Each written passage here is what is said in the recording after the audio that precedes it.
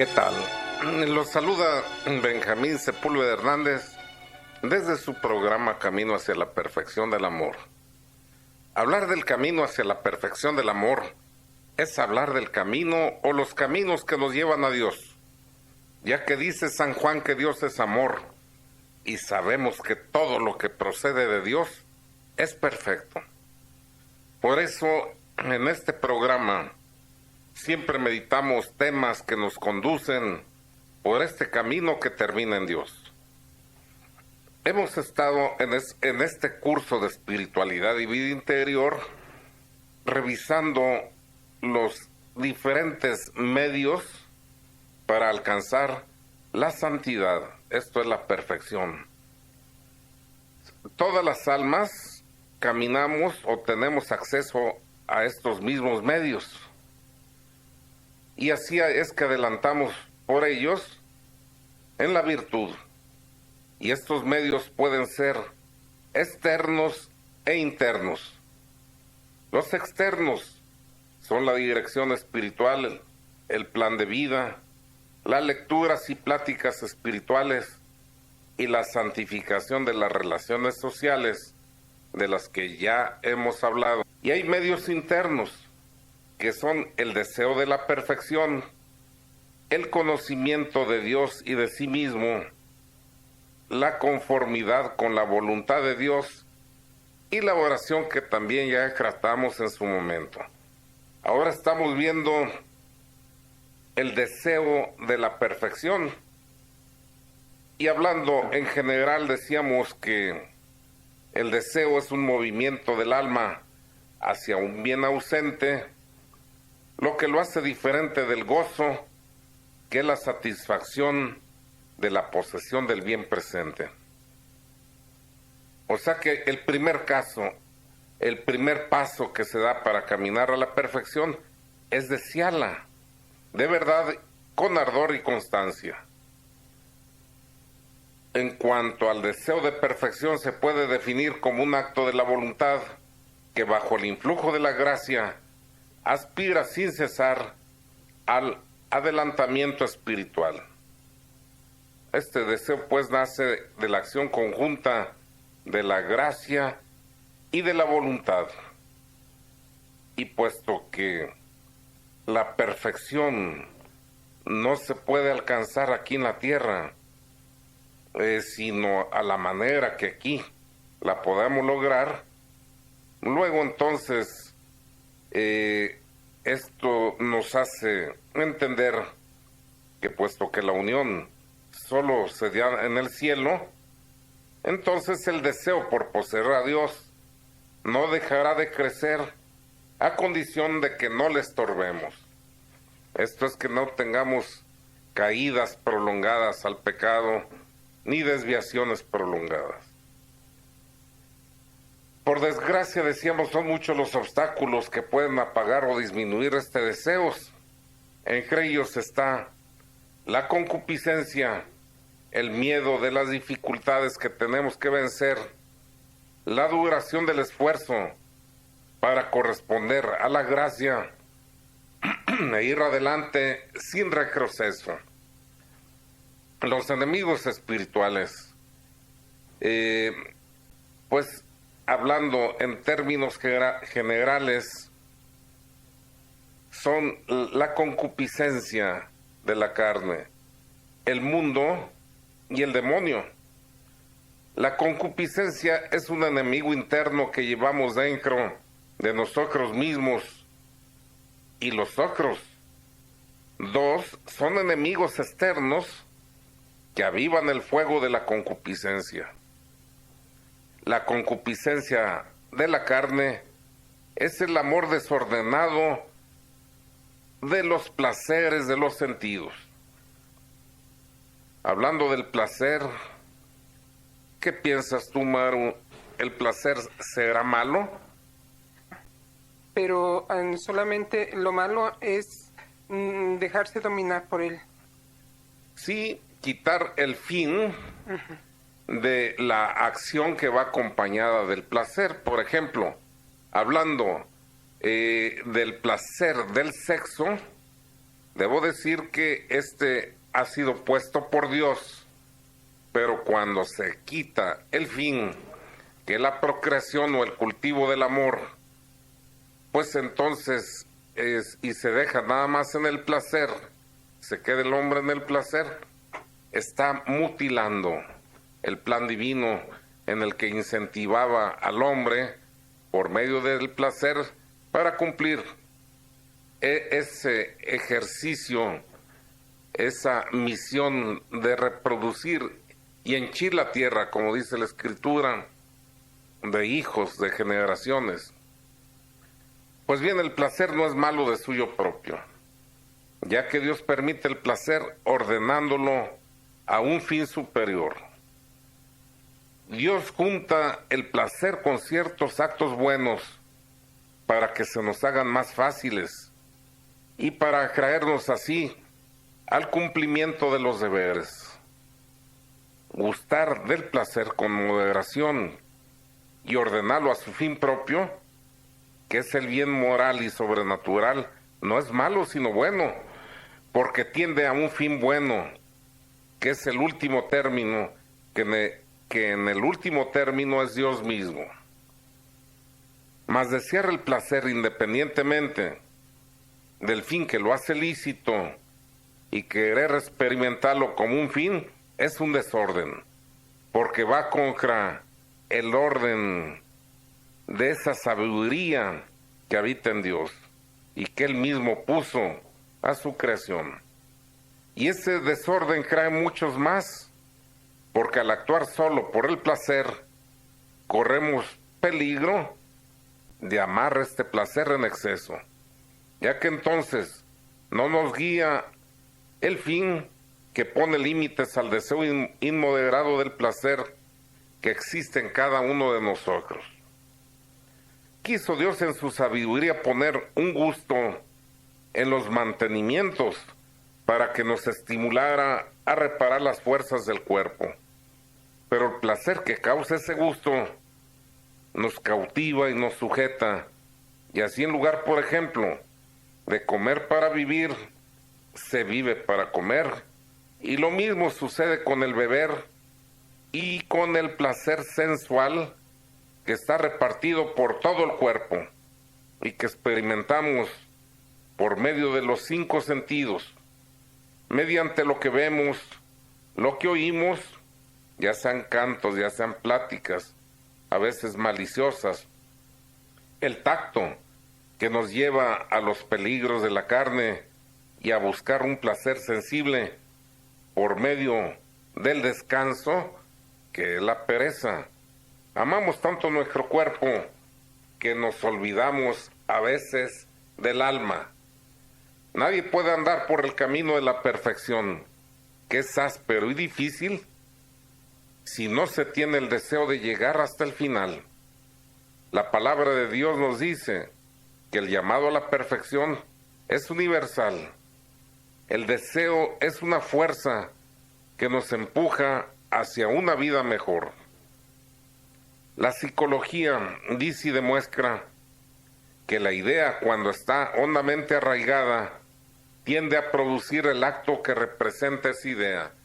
Por ejemplo, si alguien admira a algún artista, no voy a dar nombres, a un artista y se empieza a vestir como ella, ¿crees tú, Marus, que se quede solo en el vestido? No, porque lo va también a imitar en sus costumbres. ¿Ya ves? O sea que tiene la idea fija en su mente de esa artista o ese artista admirado o admirada, y en un momento dado, como dijiste, no solo se queda en el atuendo, sino en todo lo que ella realiza en la vida, y que a esta persona le cautiva y que a esta persona le causa tanta admiración. Y entonces quien se está manifestando en la imitación de una artista escandalosa, pues va también a entrar en los escándalos, porque es parte de lo que admiran esta gente. Entonces, pues en la psicología se dice que el proceso psicológico de la acción tiende a reproducir el acto que se representa. Y esta es una verdad más exacta cuando el pensar va junto al desear, porque el deseo es ya un acto de la voluntad. No en balde nuestro Señor decía, ustedes han oído decir, no cometerás adulterio. Pues yo les digo que quien ve a una mujer con mirada maliciosa ya cometió adulterio dentro de su corazón. O sea, el deseo es el primer acto de la voluntad. Pues el deseo, siendo un acto de la voluntad, pone en movimiento nuestras facultades para la ejecución. O sea que si estás pensando en ir a un lugar determinado, pues ya pones los pasos para ir al lugar que piensas. Si vas a tomar algo, se mueve la mano, en fin. Entonces, el deseo pone a todas nuestras facultades en movimiento para llegar a ejecutar eso que se está deseando. Por eso, el desear la perfección es tender a ella, y tender a ella es el comienzo de la realización. Desear es buscar, y el que busca, halla, dice el Señor. Al que toca se le abre, al que pide se le da, y al que busca encuentra. El deseo prepara el alma para que el Señor se pueda comunicar con ella. Cuanto más dilatemos nuestra alma con verdaderos y vivos deseos, tanto mejor dispuesta se hallará para recibir las comunicaciones divinas. ¿Qué condiciones debe tener el deseo cuando hablamos del deseo de la santificación o la perfección? Primero, ha de ser sobrenatural, tanto por el motivo como por el principio. Por el motivo, significa que lo que le impulse ese deseo sean razones de fe. Por ejemplo, el de alcanzar la perfección de la vida cristiana, que es la santidad. El deseo de dar la gloria a Dios, el bien del prójimo, el bien de nuestra alma, etcétera. Debe haber un motivo sobrenatural cuando hablamos del deseo de la santidad. No se les olvide que decía nuestro Señor, amar a Dios y amar al prójimo, ahí está toda la ley y los profetas. O sea, todo lo que hace falta para salvarse, ahí está. Pues bien, entonces la gloria de Dios, el bien del prójimo y el bien de nuestra alma, sintetiza muy bien ese único mandamiento del amor, que es amar a Dios y amar al prójimo. También debe ser sobrenatural por su principio, en cuanto debe ser obra de la gracia, que es la única que nos puede dar luz para entender y conocer los motivos por los que hemos de buscar la perfección. Y porque la gracia es la que nos da la fortaleza para caminar de acuerdo a nuestro deseo de perfección con perseverancia. Y dado que la gracia se obtiene por medio de la oración, tenemos que estar pidiéndole a Dios constantemente que aumente en nosotros, en ese diálogo amoroso, el deseo de la perfección. Estamos hablando de uno de los medios internos para alcanzar la perfección, que es la santidad, y es el deseo de la perfección. Pues este deseo ha de ser predominante. Esto es, que este deseo esté sobre cualquier otro deseo, considerando que el fin que persigue es nada menos que la posesión de la perla preciosa y el tesoro escondido que es Jesús, por lo que se vende todo lo que se tiene para poseerlo, y porque a cada grado de perfección cristiana corresponde un grado de gloria, de visión beatífica y de amor. Por todas esas razones, El deseo de la perfección está y debe estar sobre cualquier otro deseo. También debe ser constante y progresivo, ya que la obra de la santificación es una obra de larga duración. Entonces, debemos siempre estarla deseando para poder perseverar y estar reavivando de continuo este deseo para alcanzarla y progresar en el despojo de imperfecciones, de la oración y prácticas de vida interior. Si no las estamos deseando, jamás las vamos a realizar. No en balde nuestro Señor nos dijo que al poner la mano en el arado no se debe mirar hacia atrás para mirar el camino recorrido, porque se lleva el riesgo de que nos sintamos ya complacidos con los esfuerzos que hemos realizado y frenemos o disminuyamos nuestro esfuerzo. San Agustín dice que pararse es volver atrás, que detenerse a considerar el camino recorrido es perder fuerzas y alientos. Por eso se debe siempre estar apuntando más alto y más adelante. Esas son las condiciones para alcanzar la perfección. Considerar no el bien que se ha hecho, sino el que queda por hacer. Y mirar no solo a los que no son tan buenos como nosotros, sino a los que son mejores, a los fervorosos y santos. Especialmente hay que estar tomando el modelo del santo por excelencia, que es Jesús.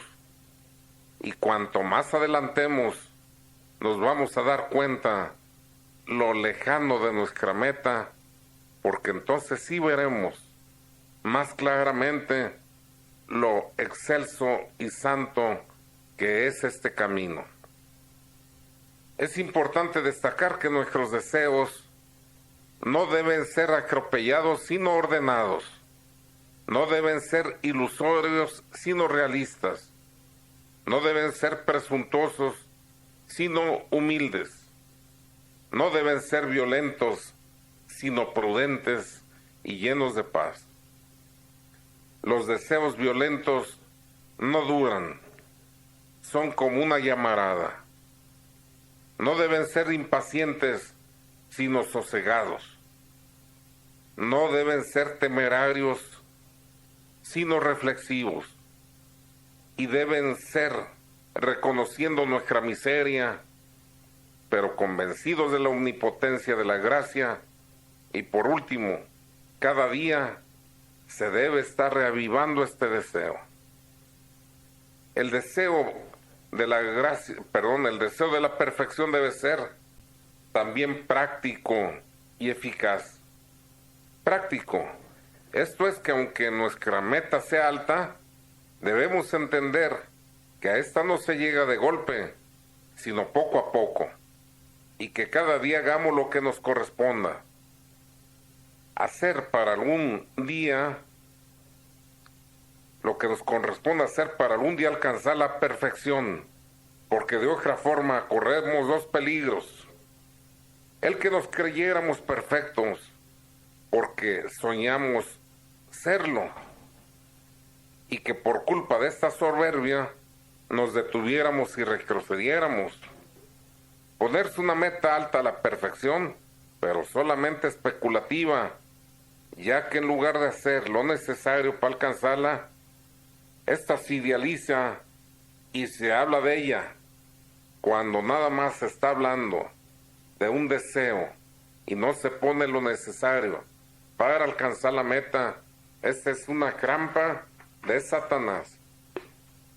El infierno está lleno de buenos deseos, pero deseos no incumplidos.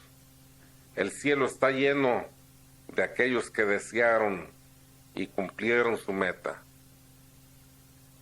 La motivación, pues, por medio de los sacerdotes y directores espirituales y aprovechando los momentos más favorables por ejemplo, al iniciar su razón como individuo en su niñez, hablarle con ardor de la santidad. Es una buena práctica a los niños, llevarlos al amor de Jesús. Parece que andan dispersos. No, asimilan perfectamente lo que se les dice. Yo no me gusta hablar en primera persona, pero solo para ejemplificar esto y para la gloria de Dios. A mí pues un sacerdote que después fue mi padrino de primera comunión, me incentivó a hacer esta como se hacía en aquel tiempo, siendo uno muy pequeño. Han cambiado las cosas, pues siempre iluminados por el Espíritu Santo para bien, sin duda, pero yo hice mi primera comunión a los 4 años, y entre este sacerdote que fue padrino mío y mis padres me llevaron el mensaje de Cristo en forma tan precisa que yo comulgué desde los 4 hasta los 11 años sin dejarlo de hacer un solo día, y no porque se me imponía hacerlo, sino porque había entendido lo hermoso del encuentro con Jesús. Pues también hay de los medios para movernos al deseo de la perfección, a más de estas motivaciones a que me refiero, desde cuando se es niño, pues hay que hablarles a ellos con ardor de la santidad, y el día de su primera comunión, o cuando entran al seminario, o el día de su matrimonio, o en esas ocasiones en que, tocado por la gracia, se solicita consejo. Todos esos son momentos preciosos en que Dios concede gracias especiales a las que hay que corresponder con buena voluntad, pero que será más fácil si hay quien nos motive. También sirven para avivar el deseo de la santidad los retiros y ejercicios espirituales. Todas las comunidades de tipo eclesial suelen tener estos retiros, estos ejercicios espirituales cada mes, cada 2 meses, cada 3 meses, según la organización interna y carisma. Pero estos ejercicios o retiros ayudan mucho por las reflexiones, por las lecturas, por los rezos, por las adoraciones, por el examen de conciencia, por todo lo que ahí se da en encuentro fraterno. Todo esto produce efectos maravillosos en el alma para despertar en nosotros el deseo de la perfección cristiana. Otro elemento, otro medio para movernos al deseo de la perfección son los momentos de prueba que la providencia nos manda, ya sean físicas o morales, como la enfermedad, las desgracias de familia, las reservas o los reveses, de la fortuna, etcétera. Es cuando estamos en la desgracia, en la prueba, cuando solemos elevar los ojos a Dios. Y cuando lo encontramos, sentimos el deseo de unirnos con Él. Pues todas estas cosas nos ayudan y nos empujan a una vida más perfecta. Nos despegan de las cosas fuera de Dios. Purifican el alma con el padecer, con el sufrir. Nos ponen deseos de ir al cielo y de ir a la perfección, que es el camino para llegar a Él. Otros medios para movernos al deseo de la perfección son las gracias especiales del Espíritu Santo. Él pone en las almas estos deseos y estas gracias, produciendo movimientos interiores en las almas que las inclinan a una vida más perfecta y que les permite ver la vanidad de las cosas humanas y la felicidad que hay en consagrarse por entero a Dios, y la alegría de trabajar para alcanzar estos objetivos. Dice la Escritura Ni siquiera el nombre de Jesús se puede pronunciar si el Espíritu Santo no lo inspira. Y dice también que no hay ni palabra ni testimonio sino en el poder del Espíritu Santo. Entonces es el Espíritu Santo el que realiza y motiva la obra de santificación, dándonos ese deseo para crecer, para acelerar el camino hacia esta santidad. Otros medios son el examen diario de conciencia, la confesión bien hecha para corregir algún defecto, sacrificios de adoración, adoración al Santísimo cada día, el ofrecimiento de las obras y todas las prácticas de vida interior que seguido mencionamos en estos programas. Estamos hablando de los diferentes medios para alcanzar la perfección, y dentro de estos medios que son externos e internos, acabamos de revisar la importancia de tener vivo ese deseo de alcanzar la santidad. Pero hay otro medio interno que es el conocimiento de Dios y de sí mismo. Vamos viendo por qué su importancia para avanzar en ese camino de la perfección, en ese camino de la santidad. La perfección consiste en la unión de nuestra alma con Dios, pero para llegar a ella, lo primero que se tiene que hacer es conocer bien ese binomio por el cual se llega a la santidad, que es Dios y el alma. ¿Por qué se debe conocer a Dios? Pues es que el conocimiento de Dios nos lleva directamente a malo. No hay posibilidad que alguien conozca a Dios y no lo ame. Fue hecho de tal manera el corazón del hombre que no descansa hasta que descansa en Dios. Dice San Agustín: Señor, hiciste mi corazón para ti, y mi corazón no descansa hasta que descansa en ti. Por eso, conocer a Dios es amarlo.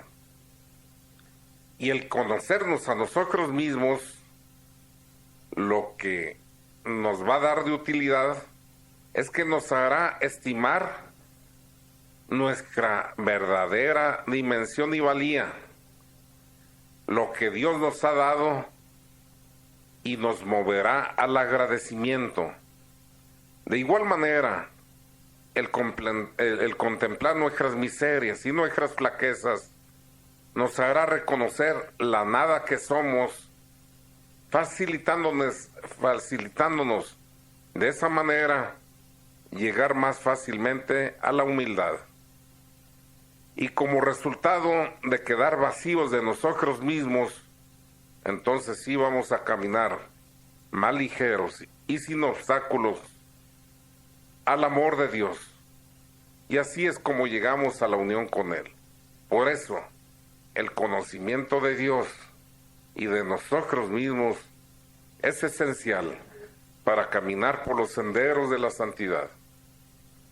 No se puede amar a Dios si antes no se le conoce, pero cuanto más lo conocemos, más se enamora nuestro corazón de Él, ya que siendo Él la plenitud de toda perfección. ¿De cuál toda perfección? Pues del ser.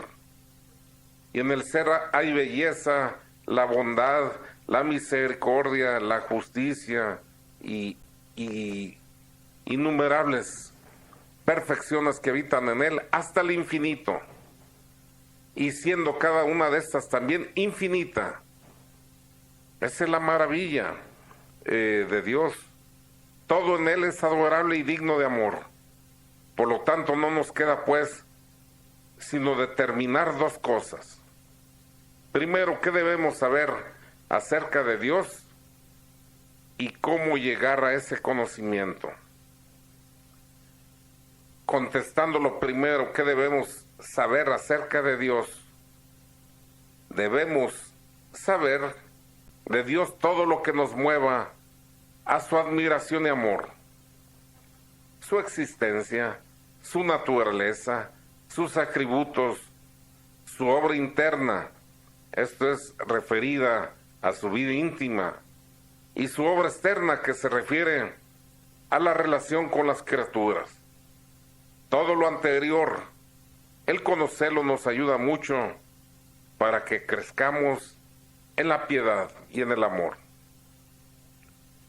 Entre las verdades filosóficas y teológicas que nos llevan a conocer a Dios y que ya hemos revisado en estos programas, está las 5 vías de Santo Tomás de Aquino, que en forma especial revisamos un día. También la contemplación y análisis de la naturaleza, ya que al contemplar las perfecciones que ésta exhibe, nos permiten conocer las perfecciones que habitan en Dios. Solo que para que esta forma analógica, que se conoce como de atribución, nos sirva para conocer la naturaleza de Dios, debemos elevar esas perfecciones observadas en las criaturas a la eminencia, esto es al infinito. Por ejemplo, ¿ves belleza en la naturaleza? Ponme un ejemplo.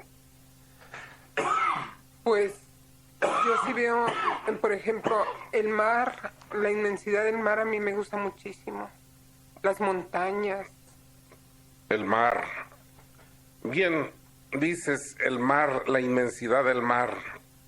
Se te hace bello, se te hace majestuoso, se te hace inmenso.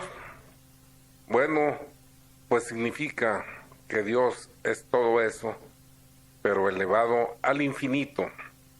Decía las montañas, a lo mejor esos tonos verde azulosos, contrastando a veces con un cielo rojizo al atardecer. Hay belleza. Significa que todo el universo tiene plasmada la belleza porque el que lo creó la tiene en sí. Nadie da lo que no tiene, pero es propio dar de lo que se tiene. Si yo te digo, dame $1,000,000 y no los tienes, no me los vas a dar. No. Pero sin duda que lo que tú lleves y me des va a hablar, al exhibirlo yo, de lo que tú has tenido y me has comunicado. Es propio dar de lo que se tiene. Entonces hay belleza en el universo porque Dios es bello. Hay bondad en el universo porque Dios es bondadoso, pero al infinito. Hay providencia. Ahí está el pajarito alimentando al polluelo con el gusanito, en tiempo de fríos, en tiempo de lluvias. Esa providencia que exhibe Él, siendo un irracional, pero teniendo instintos de ternura, los tiene porque Dios es providente y es todo ternura, pero al infinito. Tenemos inteligencia, significa que Dios tiene inteligencia, pero una inteligencia que es la sabiduría llevada al infinito. Pues así en la contemplación de la naturaleza podemos contemplar el rostro de Dios. Esta forma analógica de ver en las criaturas las perfecciones que habitan en ellos y elevarla a la eminencia, al infinito, se le llama de atribución. Podemos llegar también a conocer el rostro de Dios por esta misma analogía, pero ahora quitando lo grosero que vemos en los ojos de Él. ¿Hay maldad en nosotros? Bueno, pues en Dios no la hay, ¿verdad? Hay mentira en nosotros, en Dios no la hay. Hay verdad, pero una verdad infinita, Él mismo es la fuente de la verdad. Entonces así también, ahora, por remoción, quitando lo grosero que vemos en nosotros, vamos descubriendo, no solo nosotros, en las criaturas, podemos ir descubriendo el rostro de Dios. Por eso es importante ver y analizar, contemplar la naturaleza. Pues todo lo perfecto que tienen las criaturas nos llevan al conocimiento de la naturaleza de Dios. Como se puede ver en este ejercicio que estamos haciendo, pues es que Dios es la plenitud del ser. Luego mi ser no es sino solo una participación, un ser participado. Nos participa de su propia naturaleza, de lo que habita en él.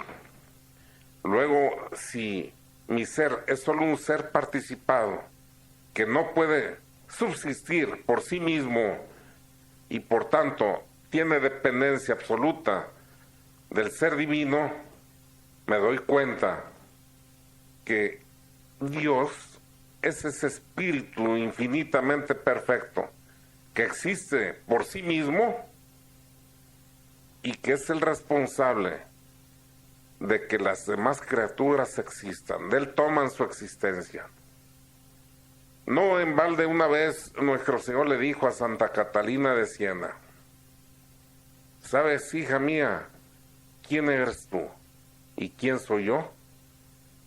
Tú eres la que no es y yo soy el que es. Así le dijo a Moisés. Señor, ¿quién le voy a decir que me manda? ¿Qué les voy a decir quién me manda? Y diles, yo soy, me manda. Yo a veces digo, casi suena como un disparate, como aquel que llega y toca y le dicen, ¿quién? Y contesta, yo. Ups. Eso y nada es lo mismo. ¿Quién digo que me manda? Yo soy, me manda. Y es que ser, existir, esa es su naturaleza. Porque Él es, nosotros somos. Si Él no hubiera sido, jamás lo hubiéramos sido. Hay un esfuerzo filosófico sencillo. Nadie da lo que no tiene, dijimos hace rato, ¿cierto o falso? Cierto. ¿Qué es la nada? Nosotros. No. De lo que no sale de nada. No, la nada es el no ser, el no existir. Eso en filosofía se define así de sencillo. La inexistencia. ¿La inexistencia puede dar existencia? No. Dijimos hace rato, nadie da lo que no tiene. Luego, si la nada, que lo inexistente, hubiera existido un solo instante en la noche de los tiempos, significa que nada de lo que existe existiría, puesto que nadie da lo que no tiene. Aquí nos estamos encontrando con ese ser terrible, inmenso que es Dios.